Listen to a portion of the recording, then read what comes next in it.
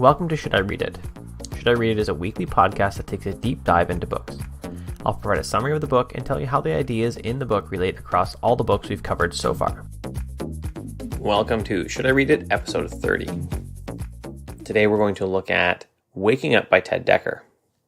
I suppose I should start this review by telling you that we're looking at a book that's all about a faith crisis and journey.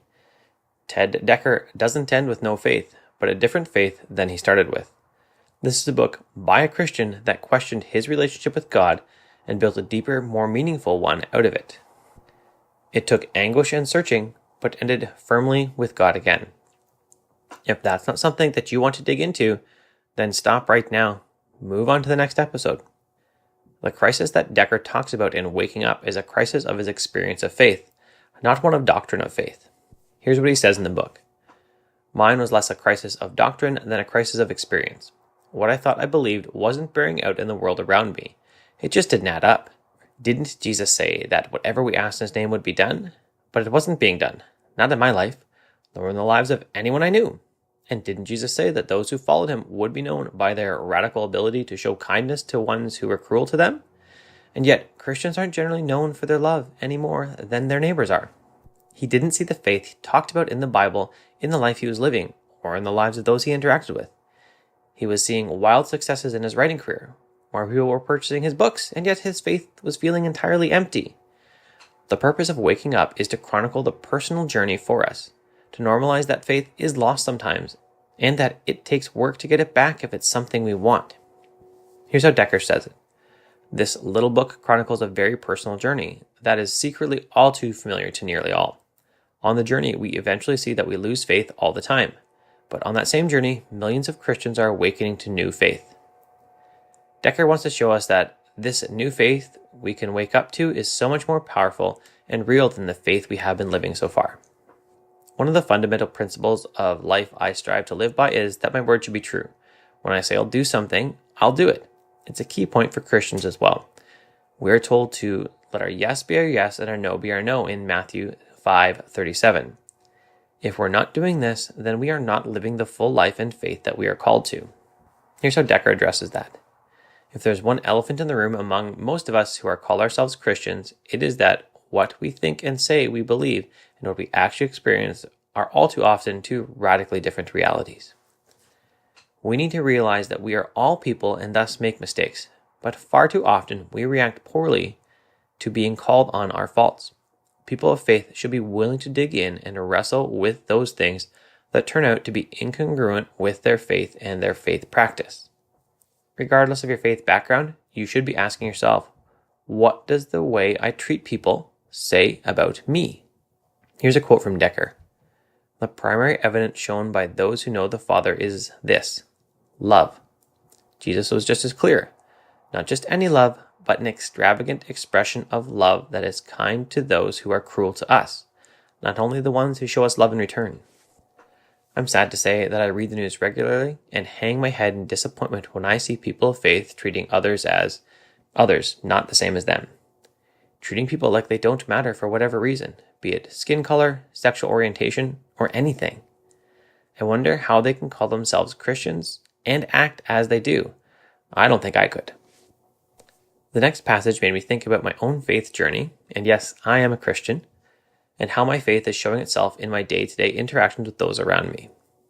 Here's the quote. What matters isn't our stated belief and doctrine, but how we live and what we experience in the story of our lives, as Jesus, John, James, and Paul all made so abundantly clear.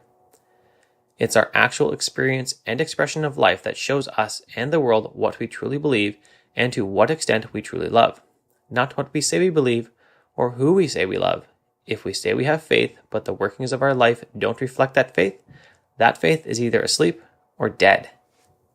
Some days I feel inadequate as a husband. Some days I live up to that inadequacy as I say and do things that harm my marriage. The same concerns and actions happen sometimes in my journey as a father. I'll yell at my kids and act in ways that I never want to act. So I try harder, and as Dekker says, I did try harder, but it was all to no avail. Unfortunately, many churches capitalize on this feeling of unworthiness. They build up how broken people are and that we are entirely unworthy. And while we are, this should not be a stick used to beat people over the head with.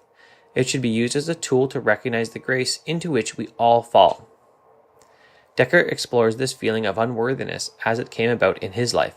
He felt it deeply and anguished over it. And so I did. There in the darkest of nights, weeping, I closed my eyes, let go of who I thought I was, and who the Father was. I stepped off a kind of cliff, and I free fell into that space beyond mere intellect where faith and love are found. In many ways, his journey follows that of so many that get some sort of redemption. They must hit rock bottom before redemption can happen. Drug addicts and alcoholics do this. They hit a spot from which they can't imagine anything lower, and only then take steps towards healing. Dekker realizes that who he already is worth the love of the God that he's been searching for. He just had to realize that, warts and all, it's okay to be himself. Here's a quote from Dekker. My journey wasn't becoming more than I was, because I was already complete. Rather, it was to awaken or to see who I already was, because when I did that, I found myself rushing to my Father's table where his fruits were peace, love, and power in limitless abundance. I remember having a similar realization in my dating life.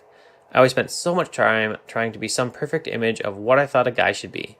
It's only when I realized that a lasting relationship would necessitate that whomever I met loved me for exactly me that I was ready to meet the woman I had been married to for over 15 years now. One of the final points that Dekker makes is that faith is cyclical. If you journey to a newfound recognition of how amazing your faith is, you're not going to stay there. Here's what Dekker says. Life consists of cycles, of remembering and forgetting, and I, like you, still forget far too often, every time I get anxious or feel like a victim. And in that forgetting, my view is clouded once more until I remember who I am and surrender who I am not. In fact, life is just cyclical. There have been amazing years of my marriage, and there have been years where it was more about going through the motions and showing up. There will be more of each in my future. My business has been there as well. Years where I double it, and years where it shrinks drastically. More times like that will be on the horizon. The important thing to remember is to keep showing up. Keep learning about what it takes to be that awesome spouse, what it means to grow in your faith journey, what it means to still have a winning business. Then, go through these new motions and invest in the thing that you are working on. Don't get discouraged when it steps back again. Keep moving forward. Keep striving to be just a bit better than you were last week or last month. Eventually, things will take a turn, but you gotta keep showing up. This episode of Should I Read It is brought to you by my latest book, The Art of Focus. If you're tired of running around trying different ideas and getting no traction, if you are tired of having ideas, but you never actually get to work on them, if you're just tired, then The Art of Focus is for you. It's going to give you the exact systems I've used to build my ideal life, set up my times that I can really work and get lots done in the 6 hours a day that I work most days, and test my ideas in the marketplace so that I know they succeed. You can purchase it on Amazon at curtismchale.ca/recommends/AOF. As always, our final question is, should you read Waking Up by Ted Dekker? If you're a Christian struggling with what faith is to you, then you should. I can't promise that you'll have the answers at the end, but you will be asked more questions that let you dig deeper into what faith means to you. Hopefully it helps you get to a spot that you can reconcile your faith with your life. Yes, you gotta read Waking Up. If you're interested in digging into the spiritual journey of someone else on your quest to find what faith and spirituality means to you, I think it's a good read again. You may not have all the answers you seek at the end, but you will have to ask yourself a few good questions. Dekker's 5 Simple Declarations of the Forgotten Way are a great read to inspire Christians on their journey. I can see many printing them off in the book as a bit of a guide for their life. If you're put off by faith, then you probably shouldn't read it. You'll be put off by Dekker's journey and conclusion. Find something else to help you with whatever you're currently struggling with. Thanks for listening to Should I Read It? To support the show, you can leave me a review in iTunes or a heart or a star in whatever podcast player you use. These help more people find the show. If you want to get more reading done, you should get an Audible membership. If you use curtismchale.ca/recommends/audible, that will help the production of the show financially.